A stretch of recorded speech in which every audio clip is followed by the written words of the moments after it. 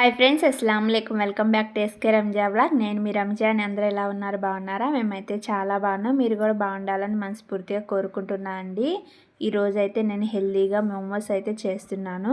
అది కూడా మైదా కాకుండా గోధుమ పిండితో చేస్తున్నాను. ఎలా చేస్తున్నాను ఏంటనేది చూసేయండి. అలాగే ఫస్ట్ టైం నా ఛానల్ చూసినట్టయితే సబ్స్క్రైబ్ చేసుకోండి, లైక్ చేయండి, షేర్ చేయండి. నేనైతే ఈ రెసిపీ బీహార్లో ఉన్నప్పుడే నేర్చుకున్నానండి. అక్కడైతే చాలా ఫేమస్ మోమోస్. అంటే నేను అక్కడే చూశాను. ఆ తర్వాత ఇక్కడైతే స్టార్ట్ అయ్యాయి. చిన్న వెజిటేబుల్స్ ఉన్నాయి కదా, అవి సన్నగా అయితే చాప్ చేసుకోవాలండి. నా దగ్గర అయితే కటర్ ఉంది. ఆ కటర్ హెల్ప్తో నేను సన్నగా తురిమేసుకుంటున్నాను. చాలా అంటే చాలా సన్నగా చేసేసుకోవాలండి. అప్పుడే మోమోస్ టేస్ట్గా వస్తాయి. స్టవ్ వెలిగించుకొని ఒక గ్లాస్ వాటర్ వేసుకున్నాను బౌల్లోకి. ఆ బౌల్ని స్టవ్ మీద పెట్టేసుకొని టమాటాలను అయితే ఇలా 2 భాగాలు చేసేసుకొని ఇలా మధ్యలో అయితే కట్ చేసి వేసుకుంటున్నాను ఈ వాటర్లోకి. నేనైతే 4 టమాటాలు తీసుకున్నాను.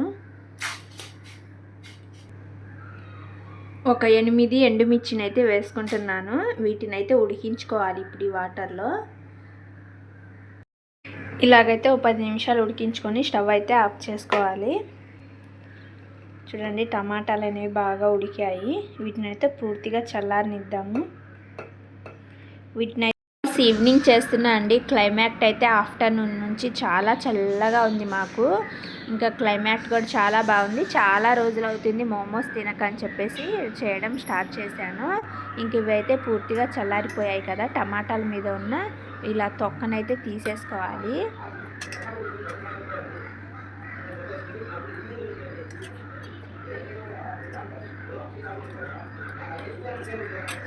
కదండి, కాకులు ఫుల్గా అరుస్తూ ఉంటాయి, చెట్ల మీదకి వచ్చేస్తాయి కదా. ఇంకా శబ్దాన్ని ఎందుకులే అని చెప్పేసి వాయిస్ ఓవర్ ఇస్తున్నాను. ఈ ఉడికించుకున్న టమాటాలు ఎండుమిర్చిని మిక్సీ జార్లో వేసుకోవాలి. వాటర్ లేకుండా వేసుకొని టేబుల్ స్పూన్ పంచదార వేసుకొని టేస్ట్ తగ్గట్టు ఉప్పుని వేసుకోవాలండి. వేసేసుకొని మెత్తగా గ్రైండ్ చేసేసుకోవాలి. ఇప్పుడే కావాలి అనుకుంటే వెల్లుల్లి వేసుకోవచ్చండి. నేనైతే ఇలాగ పోపు పెడుతున్నాను వెల్లుల్లిని. స్టవ్ వెలిగించుకొని బాండి పెట్టేసుకొని 1/2 టేబుల్ స్పూన్ నూనె పోసుకున్నాను. వేడైన తర్వాత సన్నగా కట్ చేసుకున్న వెల్లుల్లి వేసుకొని కొంచెం ఫ్రై చేసుకోవాలి. మరీ ఎక్కువ ఫ్రై చేసుకోకూడదు. గ్రైండ్ చేసుకున్న చట్నీ, సన్నగా కట్ చేసుకున్న కొత్తిమీర, ఒరేగానో అయితే వేసుకోండి. మంచి టేస్ట్ అయితే వచ్చింది. అంతా ఒకసారి కలుపుకొని 1 నిమిషం పాటు ఉంచేసుకొని స్టవ్ ఆఫ్ చేసుకోవడమే. ఇంకా మోమో చట్నీ అయితే రెడీ అయిపోయింది. ఇంక ఇక్కడైతే స్టవ్ వెలిగించుకొని మళ్ళీ ఒక కడాయి పెట్టేసుకొని అందులోకి 1 టేబుల్ స్పూన్ నూనె అయితే పోసుకుంటున్నాను.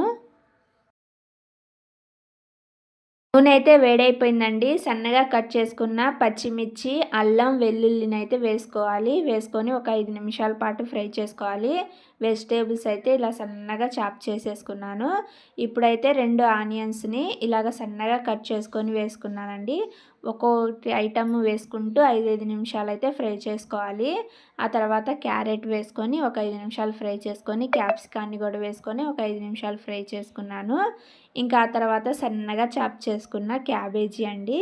టేస్ట్ తగ్గట్టు సాల్ట్ వేసుకోవాలి. 1 టేబుల్ స్పూన్ మిరియాల powder, 1 table spoon soya sauce వేసుకొని హై ఫ్లేమ్ మీద వీటిని అయితే ఫ్రై చేసేసుకోవాలి. ముందే వెజిటేబుల్లో వాటర్ అనేవి పిండేస్తారండి. అస్సలు టేస్టీగా ఉండవు ఆ మోమోస్. ఇంకా ఇలాగా మోమోస్ ప్యాక్ చేసేటప్పుడు కొంచెం జ్యూసీగా ఉంటాయని చెప్పేసి నేనైతే ఇలాగా వెజిటేబుల్స్లో 1 టేబుల్ స్పూన్ కార్న్‌ఫ్లోర్ వేసుకొని వాటర్ వేసుకొని కలిపేసుకొని ఈ మిశ్రమాన్ని ఈ వెజిటేబుల్లో వేసుకొని ఫ్రై చేసుకుంటున్నానండి. జ్యూసీగా చాలా బాగుంటాయి ఇలా చేయడం వల్ల. ఇంకా మోమోస్ అనేవి వాటర్ రిలీజ్ చేయవు, చాలా జ్యూసీగా ఉంటాయి. నేనైతే గోధుమ పిండితో చేస్తున్నాను కాబట్టి ఒక బౌల్లోకి తగినంత గోధుమ పిండి, టేస్ట్ తగ్గట్టు సాల్ట్ వేసుకొని కలిపేసుకొని కొంచెం కొంచెం వాటర్ వేసుకొని కొంచెం గట్టిగా కలుపుకోవాలి పిండి. మరీ సాఫ్ట్గా అయితే కలుపుకోకూడదు. మోమోస్ అనేవి ప్యాక్ చేసేటప్పుడు ఇరుగుతూ ఉంటాయండి. ఇంకా ఇక్కడైతే తగినంత పిండిని తీసేసుకొని చపాతీ లాగా పల్చగా చేసేసుకోవాలి. మరీ మందం కాకుండా మరీ పల్చగా కాకుండా మీడియంలో చేసేసుకోవాలండి.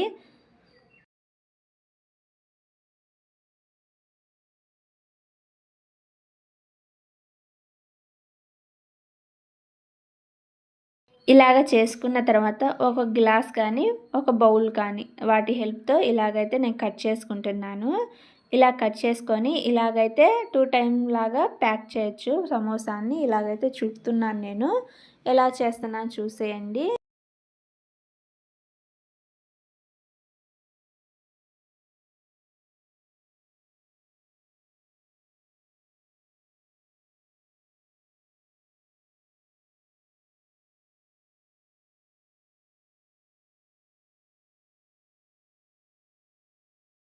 ఇలాగైతే చేశాను. ఇంకా తర్వాత నేనైతే ఈ పద్ధతిలో చేశా అండి. ఒక కుండ టైప్ లాగా చేసేసాను. ఇదైతే నాకు కొంచెం తొందరగా అయిపోతుంది. అందుకని చెప్పేసి నేనైతే ఇలాగైతే చేస్తున్నాను మోమోస్ అన్నీ. ఇలాగా ఒక చపాతీ ముద్దను చేసుకున్నాం కదా! ఇంకా స్టవ్ మీద అయితే బౌల్ పెట్టేశాను నేను. అందులోకి తగినన్ని వాటర్ పెట్టేసుకొని మరిగించుకోవాలి. నేను ఫస్టే చేశా అండి. పిల్లలైతే ఆకలి అంటున్నారని చెప్పేసి వాళ్ళకైతే ఒక ట్రిప్ వేసిచ్చాను. ఇంక ఇలా చిల్లు బొచ్చ పెట్టేసుకొని ఇలా ఆయిల్ అప్లై చేసేసుకొని ఈ చేసిన మోమోస్ ఉన్నాయి కదా అవి పెట్టేసుకోవాలి. వీటిపైన మళ్ళీ ఆయిల్ అప్లై చేసేసుకొని మూత పెట్టేసుకొని హై ఫ్లేమ్లో ఒక 10 నిమిషాలు ఉడికించుకోవాలండి. ఒక 10 నిమిషాలు అయితే ఉడుకుతూ ఉన్నాయి కదా! నేనైతే ఇక్కడ మోమోస్ అయితే చేస్తున్నాను మళ్ళీ. ఇంకా ఇలాగా అటు సైడ్ మోమోస్ ఉడికించుకుంటూ ఇటు సైడ్ అయితే మోమోస్ చేస్తూ ఉన్నాను. అన్నీ చేసి రెడీగా ఉంచుకోకూడదండి. ఇది డ్రై అయిపోతాయి, అస్సలు బాగుండవు. అలా చేసుకుంటూ ఎమ్మటనే పెట్టేయాలి. ఇలా 10 మినిట్స్ తర్వాత మోమోస్ అయితే రెడీ అయిపోయాయండి. మోమోస్ ఏంది ఈ కలర్లో ఉన్నాయి అనుకోకండి, హెల్తీగా చేసాం గోధుమ పిండితో. మైదా అన్హెల్దీ కదా, అందుకని గోధుమ పిండితో పిల్లలకి హెల్తీగా అయితే ఇలా చేసి పెట్టండి. లోపల స్టఫింగ్ కూడా చాలా జ్యూసీగా ఉంటుంది కార్న్ఫ్లోర్ వేయడం వల్ల. చట్నీతో ఇలాగా టేస్టీగా మోమోస్ రెడీ అయిపోయాయి. నా వీడియో నచ్చినట్టయితే లైక్ చేయండి, షేర్ చేయండి, సబ్స్క్రైబ్ చేసుకోండి ఎస్కే రంజా వ్లాగ్ని. మరో న్యూ వీడియోస్తో మళ్ళీ కలుద్దాం. Thank you for watching. Okay, bye.